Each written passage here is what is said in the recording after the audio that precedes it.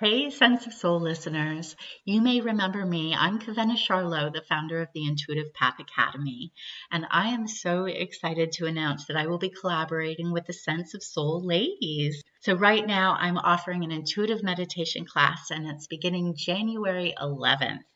And you can go to mysenseofsoul.com right now and sign up and get more information. And I hope to see you soon. And remember, when you change your energy, you change your life. Welcome to the Sense of Soul podcast. We are your hosts, Shanna and Mandy. Grab your coffee, open your mind, heart, and soul. It's time to awaken. Today we have an amazing man by the name of David Richman. We are so excited to have him on. David is an entrepreneur, a public speaker, and he is definitely an athlete, let me tell you. David is also an author. He's written 2 books. The first one was called Winning in the Middle of the Pack, where he discussed how to get more out of ourselves than ever imagined. And then his second one is called The Cycle of Lives. The Cycle of Lives is 15 real stories of trials and triumph with victory and defeat. And we can't wait to hear your story, David, and talk to you more about your new book. Hello, David. Good morning. How are you? Hi. Good. All right. How are you? Good. So David, wait, where are you at? Just outside of Las Vegas.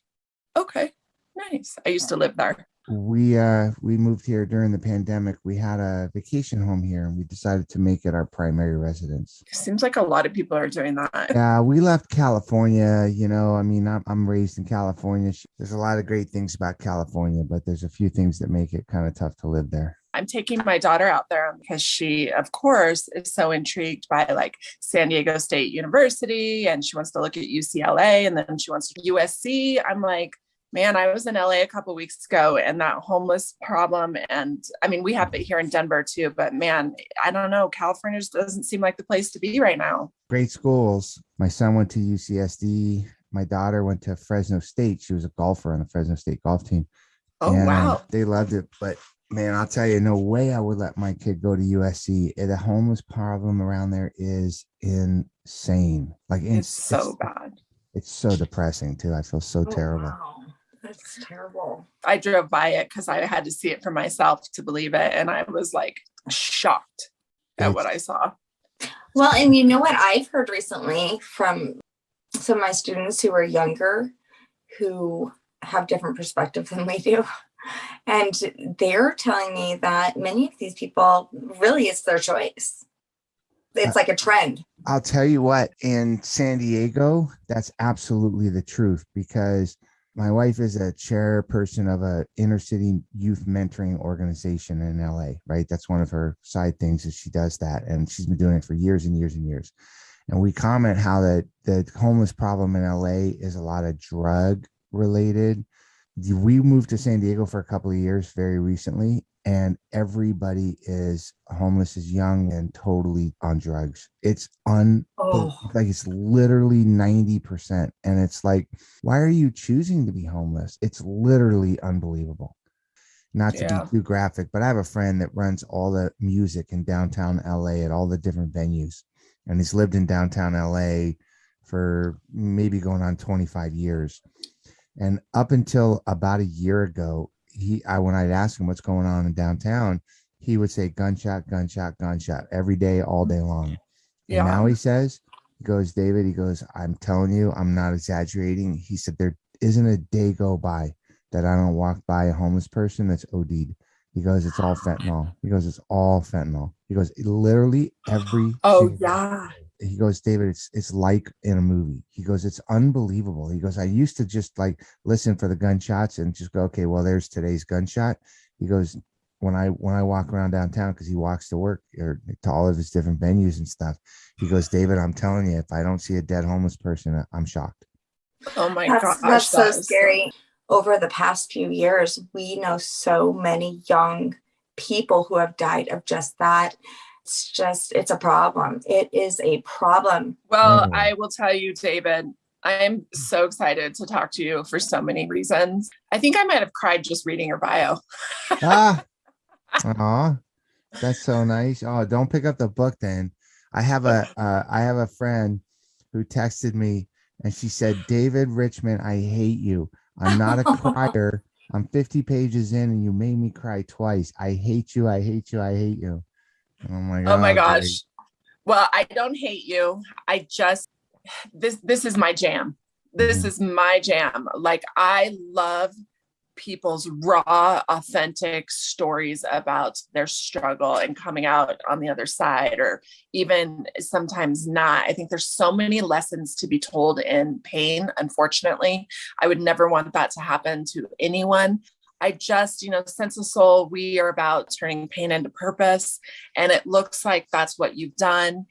I don't know where to implement my wow when it comes to you. I don't know if my wow should be about what you've endured in your life, your obstacles. I don't know if the wow should be about the fact that you've done 50 triathlons. Like, are you freaking kidding me? I don't know if the wow should be the 85-mile run to Mexico. Like, there's just so many wows. So I'm just going to say wow and then let Shanna jump in.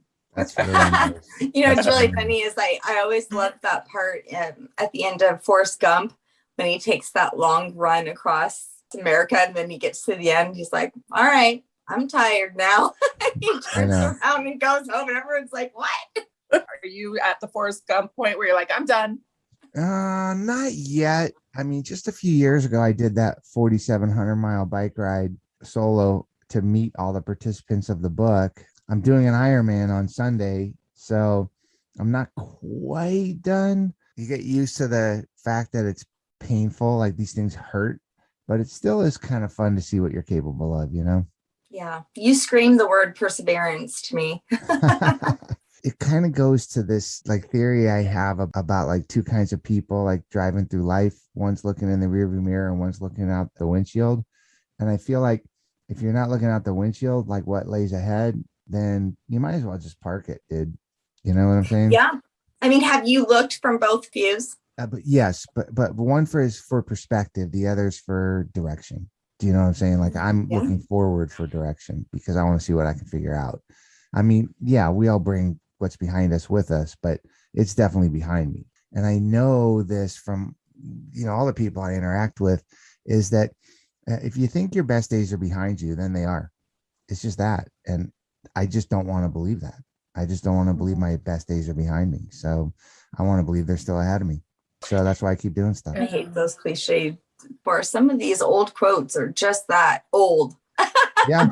I hear that a lot from elderly people where they think it's like too late to change, or they're like, it's just too late. No, it's not. It's never too late. Even just one more day of moving forward, Yeah, but cliches don't make sense unless you understand what's behind them. Like, I think they fall shallow, right?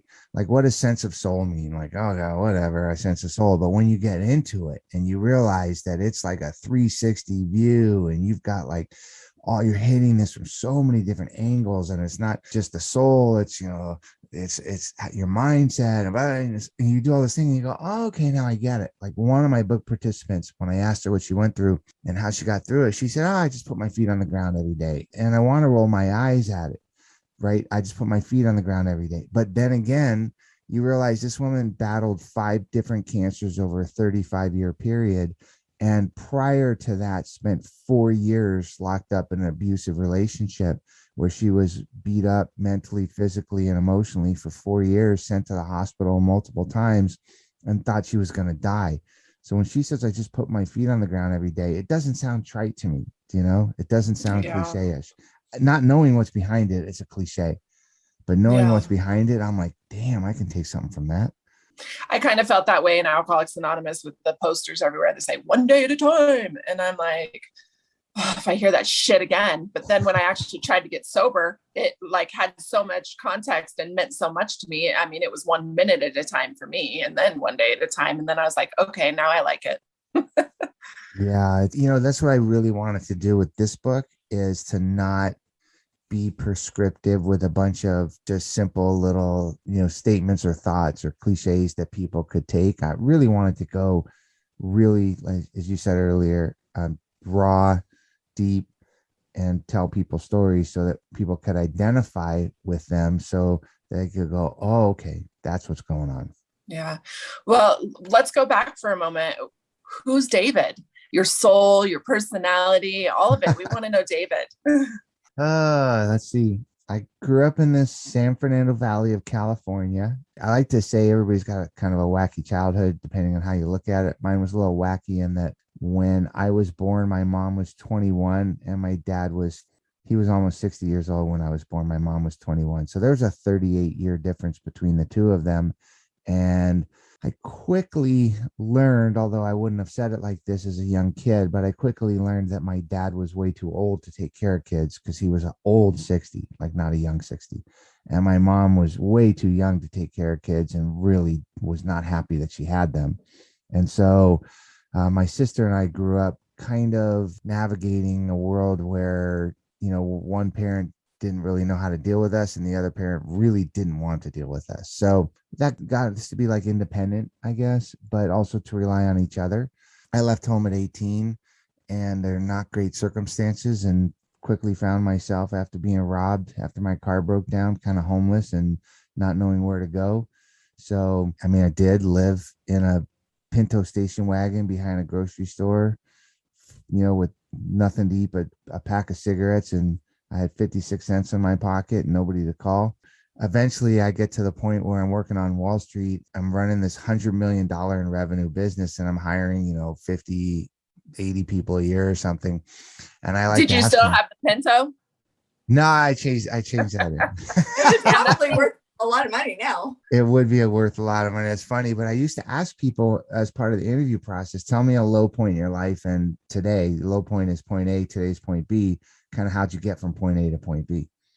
And sometimes I got some pretty crazy stories, but I think it's important. We talked earlier about that rear view, mirror versus the windshield. I like to remember that, there's no direct path in life, right? If I'm living in my Pinto station wagon, eating cigarettes, and then now I'm running a major business for a major Wall Street firm, that is not expected. And so I don't box people into what I think that they should or shouldn't accomplish. And everybody's on their own journey. I've always been intrigued with the idea of you just don't know what people have been through, right? Because I know people just have no idea what I've been through. And Yeah. therefore I got to have no idea what they've been through. And I've kind of always been intrigued by that. Me too. It's kind of funny because we're all just passerbyers in everybody else's reality. And if you just stop for a moment and take a look, you could really uncover some pretty amazing things. And I didn't do that to try to figure out myself until my 30s, my late 30s. I was in an abusive, alcoholic relationship, had young twins. I had to get us out of there, and stresses at work and the whole thing. And then my sister called me and told me that she had terminal brain cancer. And so I was at a point where up until then, I don't think I ever really looked in the mirror real hard.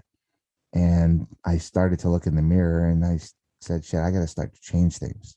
So that was kind of the start. That's who I am. That's a little bit of framework for it. And that was kind of the inspiration for me to get into endurance athletics, publish one of the more favorite books that I've done. It was called Winning in the Middle of the Pack. And then my sister's cancer led me on this journey of understanding that people are not equipped to talk about the difficult parts of trauma. They're just not. People self-isolate, they keep it hidden, they have shame, they have guilt, they're embarrassed, they don't want to ask for help, they don't want to accept it sometimes. And it's just because all of the trauma that they've been through in their past doesn't let them know how to deal with the emotional side of the issues that they're going through. And I saw that people just weren't equipped to have those hard conversations. So I said, what could I do to maybe shed some light on it? Well, it amazes me how just society is set up. America is set up this way, just to only celebrate the triumphs and the victories, shaming trauma. It's amazing to me. I just had this discussion with my 9-year-old this morning. She feels bad if she needs to ask for help.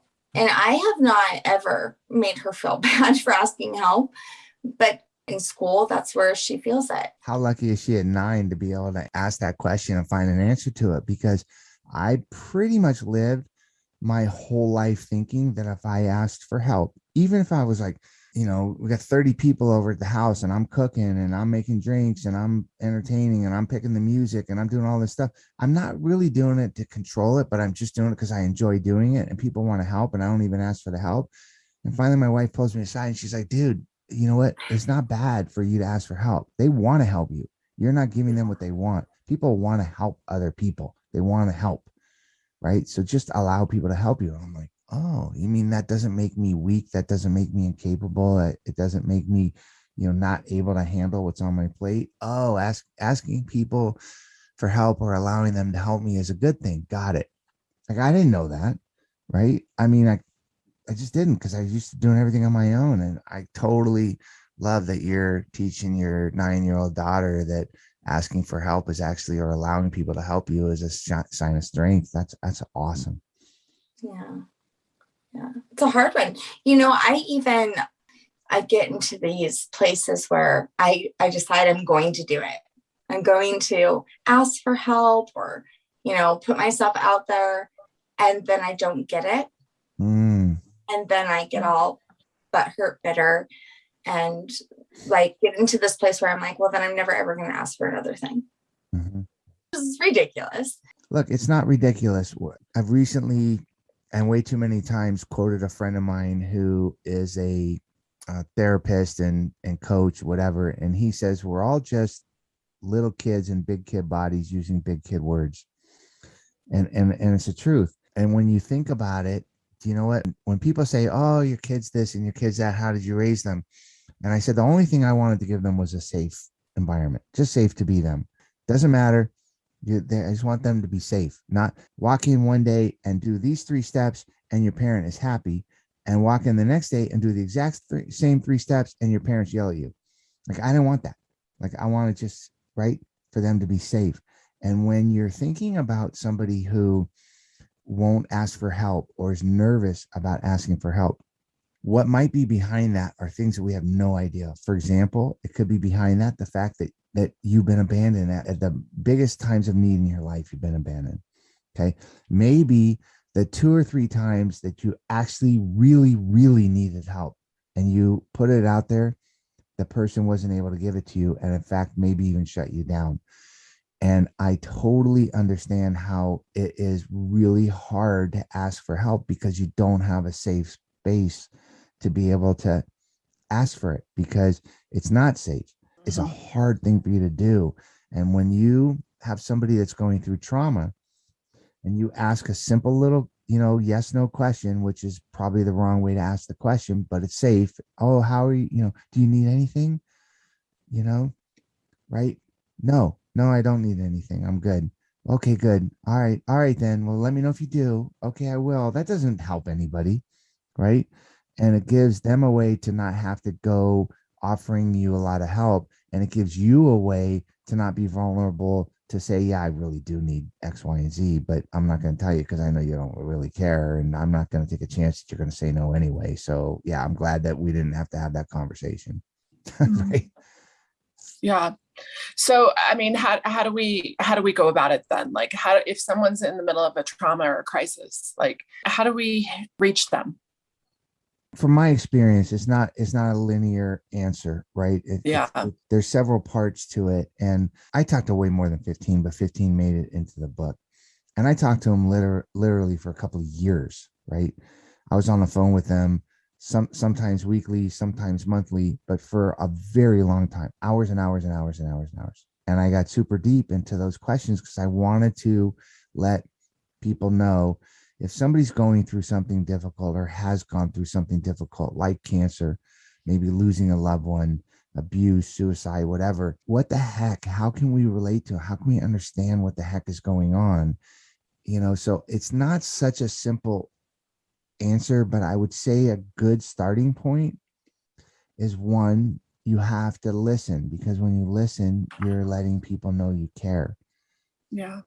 And when people know you care, they feel safe, right? Yeah. So you have to develop a way to listen. Part of the way of listening, when you guys do this, I've listened to your podcast, is ask really good questions, because if you're asking really good questions, that gives you the ability to listen. If somebody's being vulnerable, you have to be present. I mean, Yeah. you have to be present. Oh my gosh, listen, Shanna, I know you really had a tough day and I really want to hear about it. So, oh my God, what happened to you at the hospital today? And as you start talking, I'm looking at my phone. What are you kidding me? Right. So Yeah. I'm, I, it's not a linear answer, but I think it has to be involved with listening, which Hmm. shows people you care, asking good Yeah. questions, right? Being present. And I think what's really important, and we don't always have the time to do this, and maybe not everybody can engage in it very easily, but it's to start the difficult conversations Yeah. with open-ended questions. Yeah. I agree. It's kind of like right now, I feel a little bit of anxiety in my stomach because I have a question for you and it's a hard question. So that's what happens is a lot of people feel that anxiety and it's Yeah. like fear and then they don't end up asking it, right? Because it's uncomfortable and it is hard. Miracles happen in that discomfort. Of course, you also have to be able to use intuition and feel out a person's personality. I mean, if they're not being super vulnerable and you're listening well, then you'll know they're not ready to talk. Using that discernment and being kind with their boundaries, right? Respecting the timing of their grief. Don't let any hard questions remain a pit in your stomach. Go for it. Just ask whatever. It Yeah. doesn't matter. Well, so I lost a sibling myself. So Mm-hmm. I want to take a moment to honor your sister. Tell us about your sister. Tell us about what she was like. If you could share with our listeners about this incredible commitment that you made to her when she was in the last few weeks of her brain cancer. Oh my gosh. Yeah, I could talk about that all day. Well, I didn't know until I went on the bike ride. I interviewed these people for a couple of years, and then I said, well, if we're connected by story and we're connected by emotion, and I got this whole cycle of lives thing going on, and bicycle and connecting, and oh, what the heck? I'll just jump on my bike and bike to everybody and meet them for the first time, right? So this kind of like my goal was to do that. Okay, so I take off on the bike and I realize, oh my gosh, well, this is going to give me a lot of time to think about my own crap too. And I'm used to doing that on endurance athletics or whatever, but not for like 45 days in a row for, 12, 14, 16 hours a day. Right. And one of the things that I discovered was, and I don't know the circumstances behind your loss of a sibling, but I was past the losing of June. Like she had died 10 years before, and we had talked about a lot of stuff and I was pretty good about it. But what I figured out on the bike ride was that I didn't just lose June. I lost the only person that knew me as a kid and knew the crap that I had gone through. And I knew the crap that she had gone through, but she wasn't around anymore. So she didn't have to still deal with it. I did. And I didn't have her there to understand, like, I mean, we're all formed by what happened in our childhoods, especially if it was traumatic. And I got nobody to share that with. That was a really like like baseball bat of grief right to the head, right? Because it's like, oh, that's another sense of being alone. Yeah. So that's what I learned about it. And I think that's what losing a sibling is no different or more special or harder or easier than losing a spouse, child, a parent, a loved one, a friend, or whatever. Every one of them is individual and unique and comes with its own special set of circumstances, right? And one's no less traumatic or more traumatic than the other. They just are what they are. So I don't want to minimize it or make it bigger than what it is. But losing a sibling, I think, does take away that like little bit of that joy over your youth because you got nobody to share it with, especially if you're the last one that's there. So that's what I learned about losing a sibling. And I don't know if you feel that way, but it certainly is the way that I feel.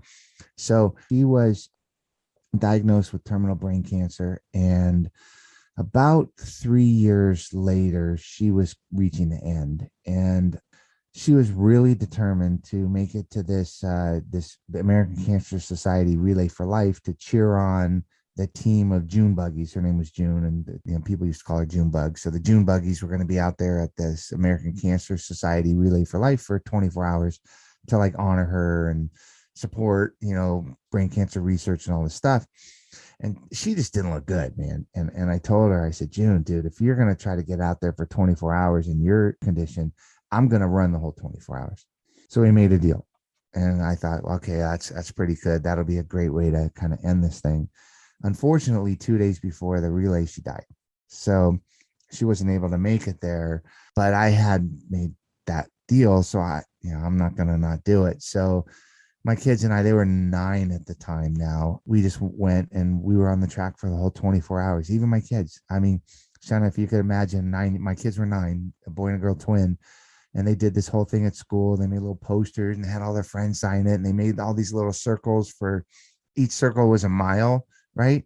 And so I told them to draw an X into each circle so that it would be each circle had an X, so it was quartered. So each quarter was one lap around the track, right? They could do that math. They ended up doing, if you can imagine at their age, 34 and 35 miles in 24 hours. 35 miles they did. It was unbelievable. Did they sleep for like 4 days after? And well, they slept on and off, right, that day. But oh yeah, they were wiped out for a couple of days. Yeah, so was I. I was out there for 24 hours too. But we all did that, and it was really kind of sad and heartbreaking, and but also inspiring as well, because a couple of things happened that night that they'll just never leave me. That was really planting the seeds for me. What I saw that day for what led me to do this project is that people just weren't equipped to talk about the emotions. It was really a touching, moving experience, kind of recognizing that part of it and then wanting to do something, even if something little, to try to help people with these hard conversations, I love when we're able to bring our kids into those things, because I'll tell you, I feel like my parents always really tried to protect me from that. And we've heard stories, and I can't remember who it was, but I remember someone even saying like they weren't even allowed or they weren't even invited to go like to a cemetery, or like the funeral, because their parents were trying to protect them, and stuff like that. And that happens a lot, even with just day-to-day stress, parents, I know my parents anyways were for sure, not letting me know, what was going on in their lives if it wasn't happy. Right.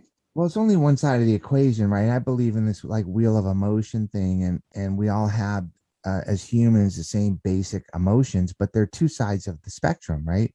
How are you going to understand, safety, happiness if you don't understand fear? How are you going to understand joy if you don't understand pain? It doesn't make sense to me. How are you going to understand compassion if you don't understand loss? And so, I'm not trying to preach or tell anybody I know anything more than anybody else, but I'll tell you what, man, you can see if you give your kids the opportunity to put them into, really unique situations, they're amazing. And we can use them as examples. I'll tell you a super quick story from that night, but it's a story that's never left me. And I told the story 1,000 times and it still gives me chills when I tell it.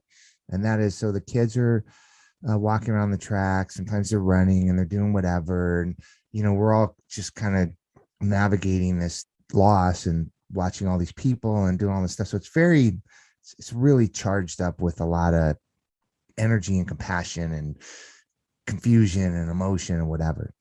And if you ever been to a Relay for Life at nighttime, around 9 o'clock at night, everybody lights these candles in these bags that they've written notes on or put pictures on people that they've lost. And there's this big inspiration things everywhere. And there's all this different stuff, right? And we're walking around the track, and all of a sudden, this woman is sitting down by her bags trying to pat them out because they've both caught on fire.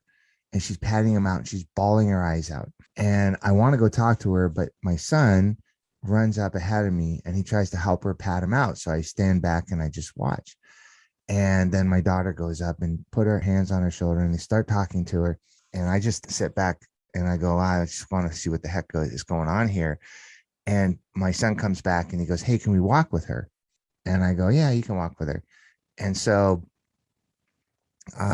they went ahead of me. Sorry if I get a little emotional, but they went ahead of me and each one was holding her hand and they walked around the track with her. And I'm just sitting there going, oh my God, what the heck? And so afterward, 15, 20 minutes later, the woman walks up to me and she said, your kids are so sweet. She goes, I lost both my parents to cancer this year. And I wrote them each this beautiful letter, and I put it on this bag, and they caught on fire. And now my parents are never going to know what I wrote for them. And your son came up and said to me, they know. And I was just like, oh my gosh. Right. So kids have another level of compassion and openness and willingness to, I mean, if I saw somebody walk through the store, missing a leg, I'm not going to run up and go, oh my God, what happened? Right. But they maybe that thing they need the most is to be asked that question, because they're tired of people looking away. And a kid will run up and go, oh my God, you have one leg. What happened? Right. And if we stop them, we're not going to learn. And I learned so much from that experience of, I mean, what she needed the most was to hear that. And I wouldn't have been able to tell her that. I would have said, oh my God, I'm so sorry. And I would have walked away. Right. Kids, they want to hold her hand and walk her around the track. I wish kids wouldn't grow. I wish they would just stay. You know what? This morning, my daughter, she had a hard morning. She actually didn't go to school because she was so just going through a lot at school. She's very shy, and she knows it. Her teacher's pointing that out and really calling her out on it. And she literally said to me, I don't know why she's uncomfortable with that I'm shy. I know that, and I'm okay with that. Like, why isn't she okay with it? And so she's crying in front of her school this morning, and she's like, I just don't want to go in there today, Mommy. And I was like, well, what do you need? She goes, I just need you to comfort me. Aww. I was like, you know what? And she's going to remember that 20 years from now. She's going to remember that. And it's going to be safe for her to ask for somebody to comfort her when she doesn't feel comfortable. And that's a really good thing you're giving to her. I mean, that's really awesome. I mean, we can learn from kids. yeah. If we give ourselves a chance to. They're kind of amazing. And that was also one of the really sad things about losing my sister, because she had young kids. And at the time, I think her daughter was 11 and her son was 14. And she had a great marriage, great job, great friends, great everything. And, one of the things that she told me, and I don't remember the exact way she put it, but I do remember the look on her face, was she said the thing that sucks most about dying is I'm not going to see my kids grow up. That's my greatest fear. I mean, I have more fear about that than probably anything else in my life. Yeah, it's understandable. And I don't disagree with the idea that you should lean into that. I think you should lean into it. If you know the stakes, and the stakes are we're not in control and tomorrow could see you gone. If you lean into it, then you're going to do the best thing that you should do, right? To close your eyes to it and pretend it's not there. It's just not dealing with it. And hopefully you'll see her granddaughter get married, right? But you just don't know. It's not guaranteed. I don't know if you ever saw that movie Stepmom with Susan Sarandon and Yes. Julia Roberts. Oh my God. I think that's why I'm traumatized by, that fear, because I mean, I'm telling you, like snot bubbles coming out my nose, like hyperventilating. Oh. Hey, did you know that Sense of Soul now has a Patreon where you can get exclusive episodes, mini-series that Mandy and I have been working on for a long time that we can't wait to share with you, monthly readings, Sense of Soul Sacred Circles, workshops, behind-the-scene clips, and much more. Hop on Sense of Soul Patreon right now and sign up. That's how I felt when I just read the small paragraph on, was it Kimberly that was in your book? Oh my gosh. Yeah. Talk about Kimberly's story. Kimberly's story is literally, it's kind of unbelievable. I'll tell you, when they were going through what they were going through, I was introduced to them as potentially people that would be a great story for the book. And the husband said, no, we don't want to do it. She's dying. We're just not in a place where we can talk about everything that's going on. And I respected that. I said, okay. About a year later, the person that introduced me to them said, hey, several months ago, I was at her funeral. There's a story you got to hear about that. But I think that the family might be ready to talk about things. And so I reached out to her husband and I said, hey, are you interested? And he said, yeah, okay, let's talk about it. Now, I spoke to her sisters. I spoke to her mom. I spoke to her husband. So I got a really 360 view of what was going on with them. And basically, the way I start telling Kimberly's story when I'm talking about it is to say, can you imagine that you get woken up at 3 a.m. by your significant other, and they proceed to explain to you that you're going to be wheeled into surgery because a grapefruit-sized tumor is in your brain and it needs to be removed. They've assembled on an immediate basis a top crack team of surgeons.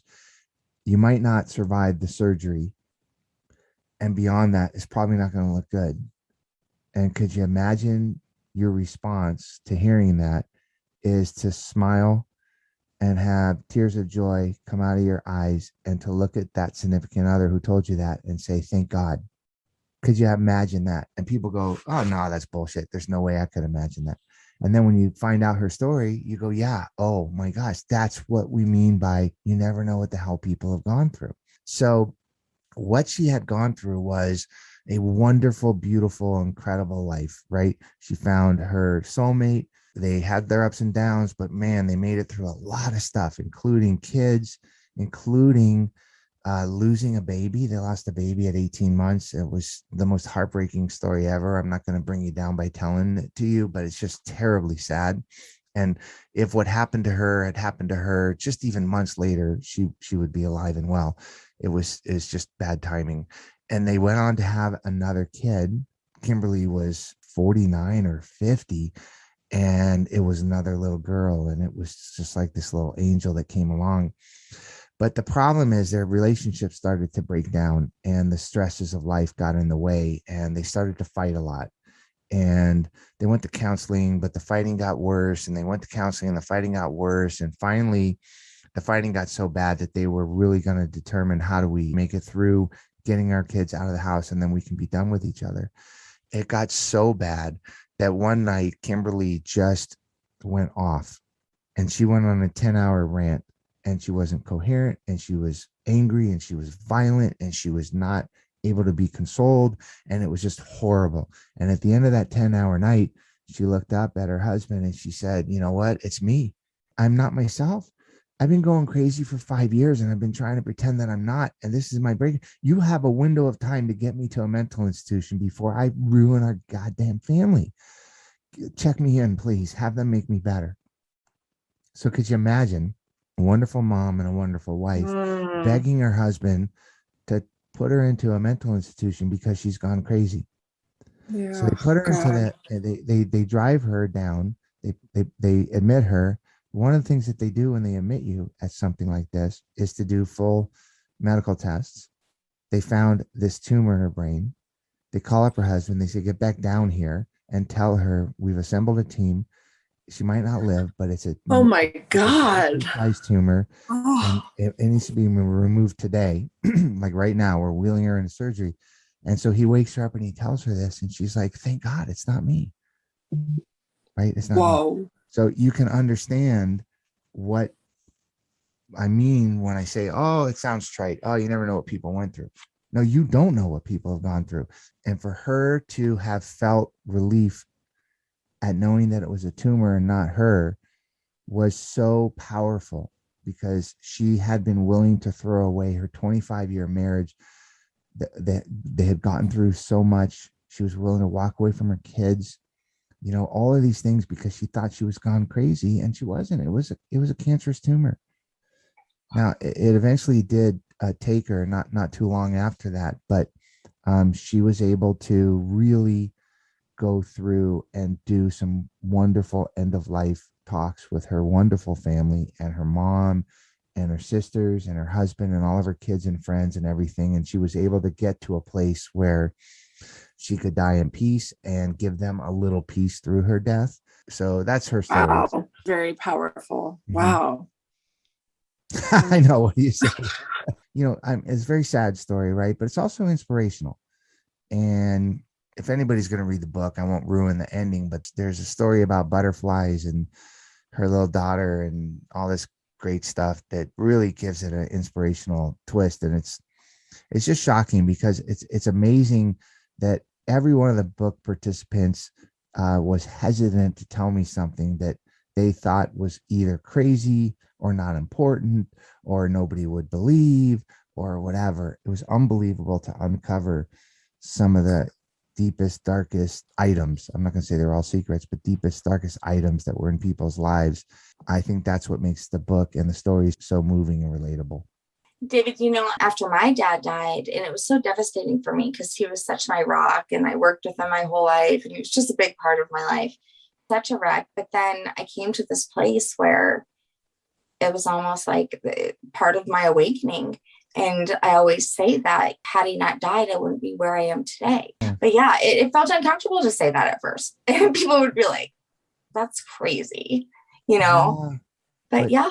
You know what though? And look, we're all just passerbyers in everybody else's reality. So you're living your life. It doesn't really matter what people think, but I understand how it is a difficult thing to say. Like one of the other book participants, Bobby, his story is kind of amazing because it's tragic yet inspirational at the same time, in that he was not lovable and he didn't know how to love.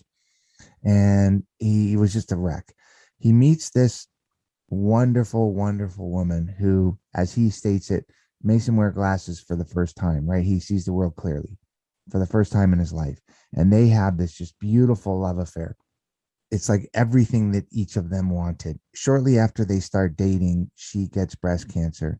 He says, I got to know Brandy sitting with her while she was in the chemo chair. And I just thought, wow, that's pretty beautiful.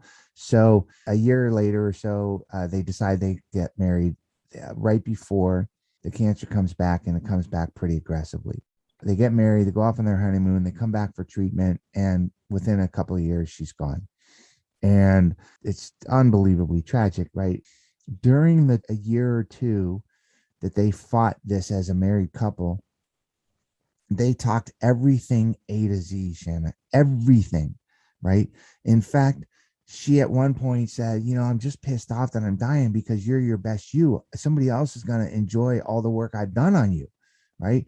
And he's like, no, I'm never going to find anybody again. And she's like, well, don't be stupid. You need somebody in your life. It's just now you're going to be like a decent, wonderful person, and somebody else is going to get the joys of all of my work. And he even promised to her that he would go to therapy for 6 months after she died. But you could imagine, right? When he first told me this, I kind of went, when he first told me, look, I met somebody shortly after Brandy and I'm still with her. It's the greatest thing that's ever happened in my life. And I'm just like, oh, my original thing was just to be like, what? But when I started talking to him, he told me, he goes, look, dude, we talked everything A to Z. Like we were so far beyond the fact that she was going to die, because there was no doubt that she was going to die, that we had reconciled everything that we could reconcile. And he goes, and I just couldn't handle people looking at me with these puppy dog eyes and this sympathetic, approach to, oh, you lost your wife. Well, no, I lost my wife a long time ago, right? I know she just died. I got to move on with my life. I got to do what Brandy wanted me to do. I got to be my best self. I got to whatever. So he would fly to another part of the country to hang out because people wouldn't be looking at him like he's an idiot. And so when you say that about your dad, Shanna, I totally get that. Like your journey is your journey, and anybody could judge you for whatever.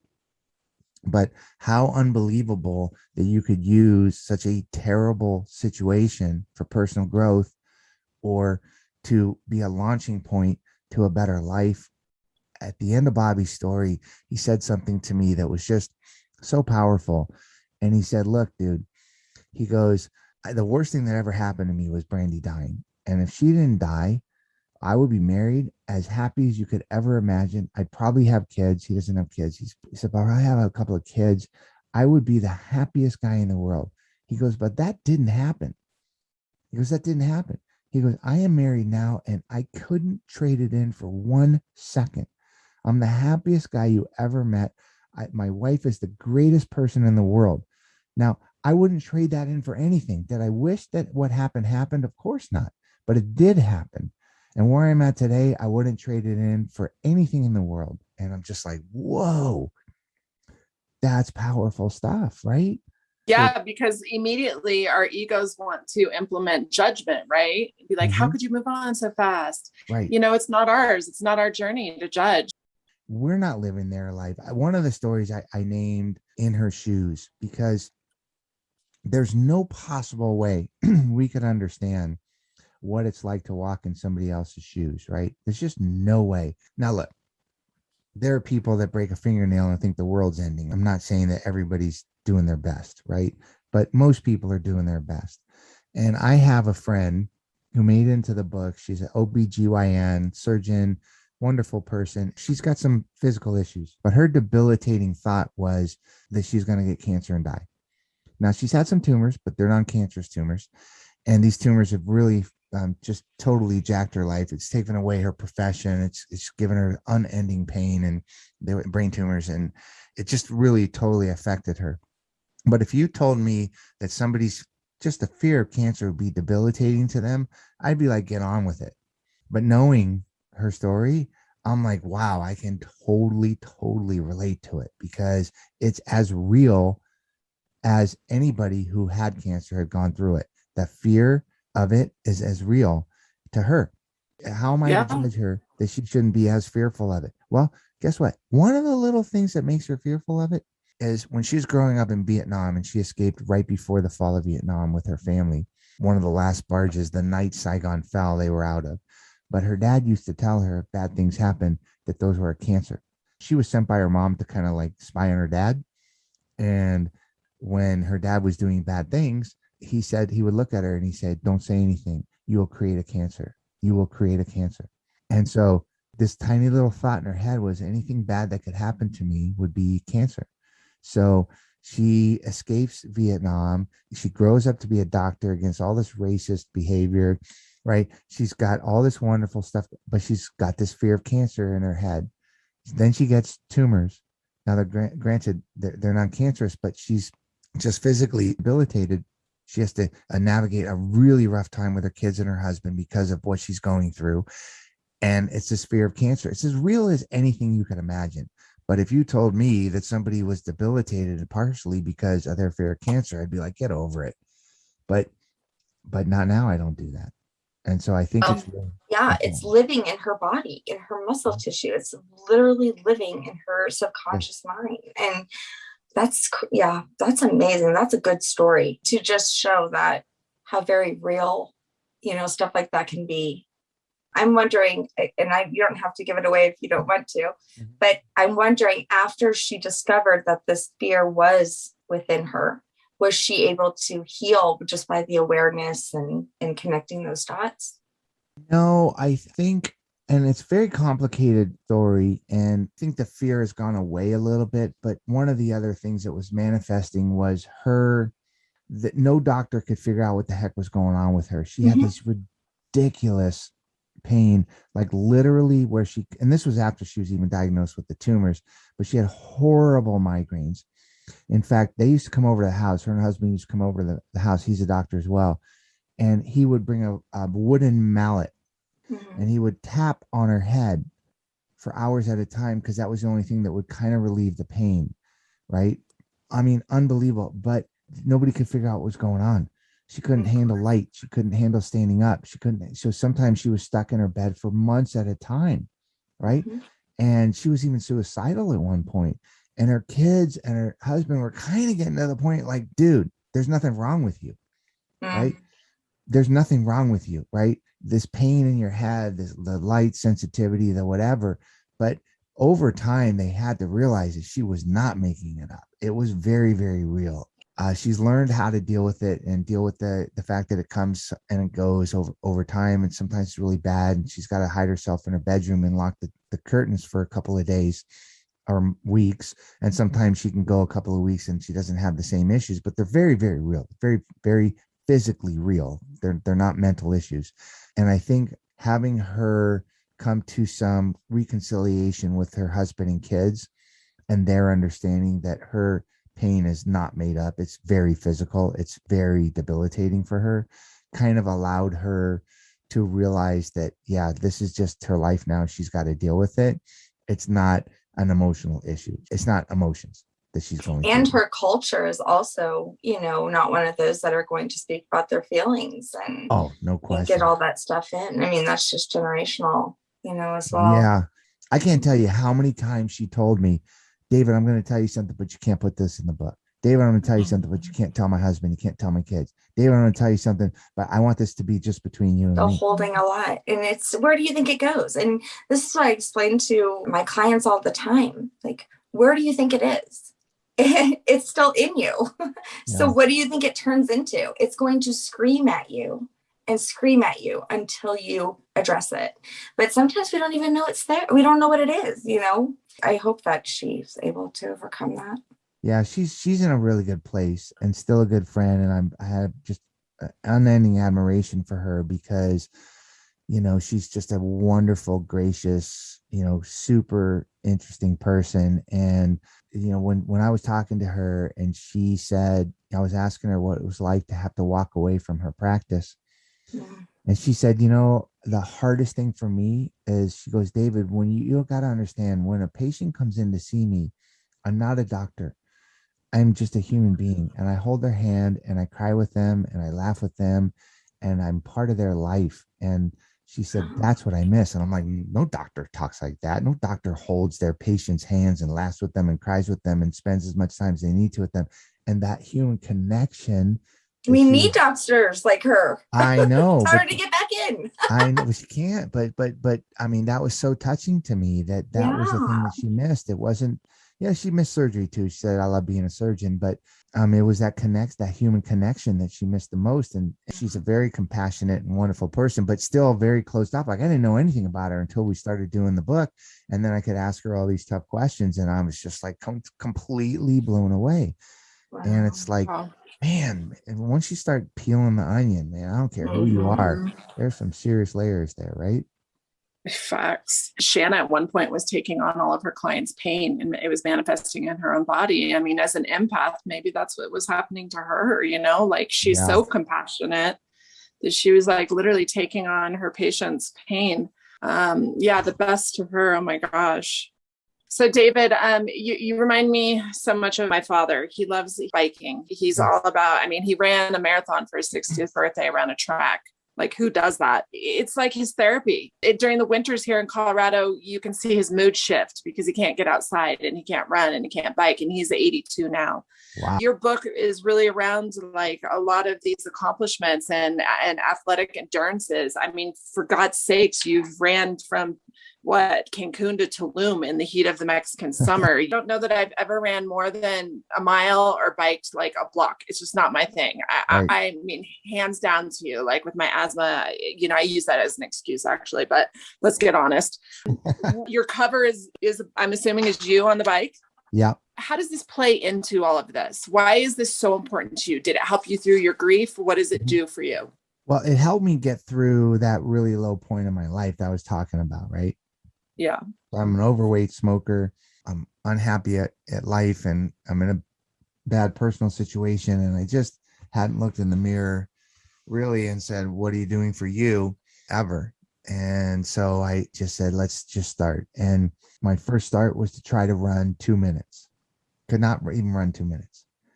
It was ridiculous. Like literally my running was a 12-mile pace, pretty slow. I couldn't do it. How old were you when you started running? I was 37. Oh, damn. Okay. Couldn't run 2 minutes. What I found out in business, or long before I found it out in my personal life, is that people set their goals too low. And if you strive to achieve X, if you're an overachiever, you're going to achieve X.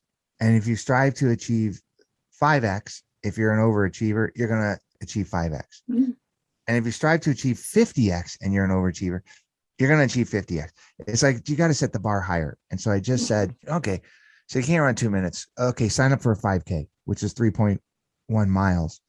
And I get myself 3 weeks to train to run 3.1 miles. And I did it. And then I said, okay, well, that's not a high enough goal. Go do a 10K. That's not a high enough goal. Go do a triathlon. That's not a high enough goal. Do a half marathon. And by the end of 8 or 9 months, my goal was to do an Ironman. And I said, okay, well, then I went to the Ironman and I go, okay, well, do 3 in a year, run 50 miles, run 100 miles. And I just said, well, these goals aren't high enough. And so one of the things that I've learned through endurance athletics is that you can push yourself if you want to, and if you have the means and if you have the time or want to make the time, you can push yourself in ways that you never thought, right? Yeah, you think? I mean, Shannon, he biked from California to Florida to New York. I know. What the hell? That Oh was my it God. was actually stupid, but I did it. David, I love you. I love your story. You're my people. I love your inspiring, deeper human connection through life-changing stories. I love that you're able to ask these hard questions. That's how I am too. I thrive on getting to know what people have been through. I remember I was sitting at the mall the other day and I was like, all these people were walking by and I'm like, I want to know her story. I want to know her story. I want to know her story. Like, that's what I live for. I want to know. And then I want to know how I can support you. And so thank you for this book. I wanted to share an inspiring story with you. My best friend from childhood that I grew up with lives in California in Encinitas, and her husband grew up in Temecula. Mhm. He is like a famous motocross racer by the name of Jeremy McGrath. I know Jeremy And McGrath. Yeah. so Jeremy's wife, Kim, got breast cancer, and then she had to battle it again. And Kim was told she had 6 months to live, and now she'll be going on 10 years next year. Oh my God. So during her breakdown, she was like, why me? Why me? She had 2 young toddlers, and she was obviously just devastated with all of the health issues. She had to live in a bubble in a hospital without contact, and she figured out her why. And her why was that Jeremy set up a tent at the races. And he does a lot of bicycling as well, like you, like thousands and thousands of miles. And he's in retirement from motocross. But let me just tell you her why. Her why was that yesterday I talked to her. They have found 19 matches through Be the Match for bone marrow through Jeremy's races. Now, 19 doesn't sound like a lot. That's a lot. That is a lot coming from one person's events. Their story is so inspiring. They live to help others that are battling cancer. I'm going to send him your book. I think he would really enjoy it. His go-to now is biking. That's his thing. He loves to bike. My son was a motocross rider and aspiring to be good. But oh my God, McGrath and a few others were his idols. He's only 23 now, but we would go to all the parks that they all know. And oh my God, literally last night we were watching a race on YouTube. Oh my God, if he goes, oh, you were talking to somebody that knew McGrath, are you kidding me? He would go do double backflips, man. One of the things that they'll like is that each one of the 15 book participants earmarked a cancer-focused or other charity. About 11 different organizations. I think 9 of them are cancer focused, and 100% of the proceeds from the book are going to support those organizations. So he'll know that the money that you raise really doesn't make a dent on anything, because corporations can give them 1,000 times what we could ever raise in our lifetimes, just by writing one check. But it's those little things like matching 19 people or inspiring somebody to believe that a 6-month and your dad diagnosis doesn't mean that. Those are immeasurable, right? You can't put a dollar figure on those type of things. They're unbelievable. They're unbelievable. So you could pick up David's book called Circle of Lives. It is available wherever books are sold, or you can also pick his book up at his website, David-Richman, RICHMAN.com. And you can follow him on his Facebook, Circle of Lives. Is that right? Yes. And we'll put all that great stuff in the notes. And now it's time for Break That Shit Down. I've learned through this project to try to come to as many interactions as I can with as little judgment as possible. It's hard to do, right? But I try to do that because you just don't know what people have gone through. And you know what? We're not living their life. Yeah, I always try to share it with my children. You run into somebody at the grocery store and they're a complete asshole. Think that, they need to be first and get out of my way or run you over. Most people's first action is like, what an asshole. And maybe because I am so empathic that my first reaction is, oh my God, what is he going through? It must be so bad. He may really need to get somewhere fast. We have no idea. I mean, his wife could be dying of cancer, could be on her last breath. You know, we just never know. Right, right. Yeah. Thank you for this book. Thank you for being that guy that was, able to reach these families. I'm sure you made a huge impact on them. Thank you so much, David. It's been a pleasure. It's been so nice meeting you. I appreciate your sharing your story and everybody else's. Thanks. Let's stay in touch, okay? Such a great book, david-richman.com. And we'll put all that great stuff in the notes. Thanks for being with us today. We hope you will come back next week. If you like what you hear, don't forget to rate, like, and subscribe. Thank you. We rise to lift you up. Thanks for listening.